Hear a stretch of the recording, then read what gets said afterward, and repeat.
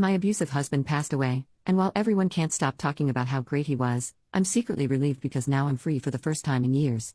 My husband passed away 3 months ago. He abused me financially, mentally, and even physically. When I got pregnant, he convinced me to quit my job, saying that he would take care of me.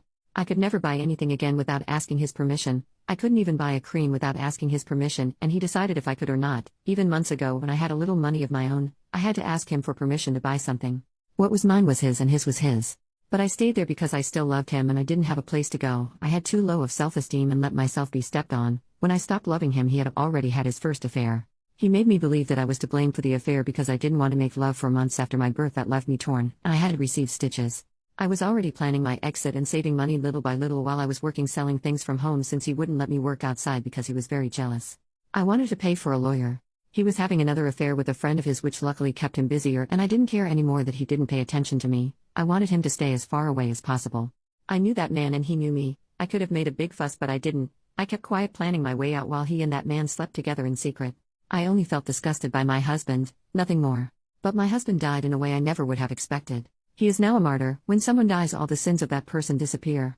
Because that's what even my family thinks. Those who knew about his affair and how he manipulated me are now talking about how good of a man he was, and we shouldn't insult someone who's dead.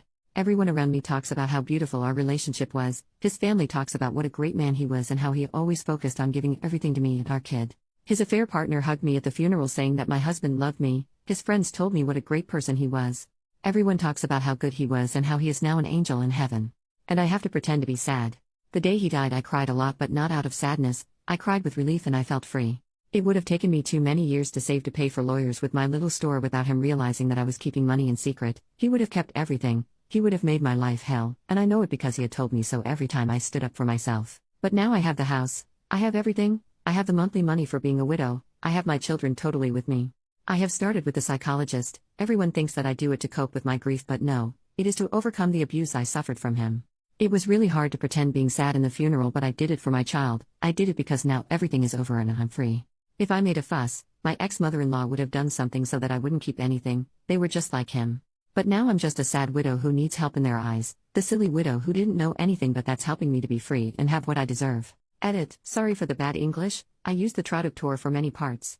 Also, we are not from an Islamic country and here same-sex couples can live and marry freely. He just cheated on me with a man like he cheated on me with a woman. I guess he was bisexual. Update 2 months later. It's been several weeks since I last posted, and I didn't expect my post to end up in other places. Honestly, I had totally forgotten that I posted here, but a few days ago the lover and friend of my ex-husband, I have started calling my deceased husband that way. I don't want him to be eternally tied to the idea that he is still my husband even after death. Death did me the favor of separating us, visited my house saying that he found my post. I didn't expect him to find this and it scared me a bit, but honestly there's nothing I can do about this anymore. I posted it to the internet and I guess that's my fault. One of my sons let him in when I hadn't heard the doorbell, so I had no choice but to let him in to not make drama in front of my kids, and I wanted to know what he was going to say.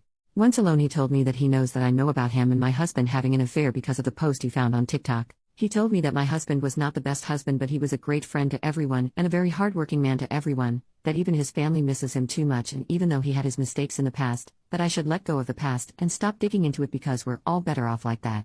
He was insisting for a while to such an extent that I felt intimidated by him, to the point he reminded me of my husband, and it is the first time that I have that feeling with a man that is not my ex-husband. I can talk peacefully with them, but this situation made me feel on the verge of a panic attack because of his attitude. He's basically scared that I'll tell everything, that he's gay, and I don't know if he has a boyfriend, but maybe he does, and that's why he doesn't want me to say anything about their affair. I've been a submissive woman for years. My ex-husband turned me into a fearful woman that I wasn't before. He made me the kind of woman who was always going to put her head down, but when he died I felt so happy and liberated. I cried with relief for days. And when this man came into my house to tell me what to do, it was like seeing my ex-husband again, giving me instructions about how to behave and what to do. The man who knows very well that I was in an abusive relationship because he knew how my ex was and chose to sleep with him anyway. The man my husband made me cook for and then screwed him as if I were just a maid was at my house, telling me that my ex was a good person and that I should shut my mouth. He was telling me what to do and I just punched him in the face. To be honest, I wanted to slap him, but for some reason I felt so angry that I hit him, and it felt like hitting my husband as well. I don't regret it and I felt good. I yelled at him and told him to leave or I was going to tell everyone what happened. He ended up leaving the house and he has been quiet ever since that day. My main plan was just to shut my mouth and let go of the past, but that is one thing, and a totally different thing is that this man comes and wants to impose on me what to do as if I were a doll. Maybe my reaction wasn't the best, but I'm tired of people telling me to shut up. I never managed to say anything to my husband, and that day I felt that I somehow did that.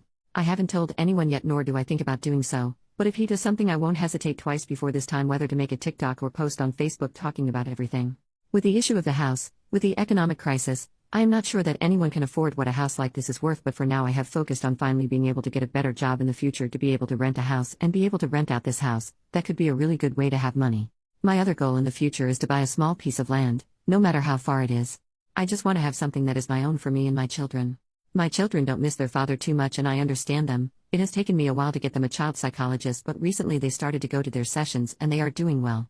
I think the best thing I've done is to start making excuses for my ex-mother-in-law and my own family for not seeing them as often as before, and I've started the stage of cutting off contact little by little, making excuses with work or that we're not at home, although I still have to let my ex-mother-in-law come home from time to time.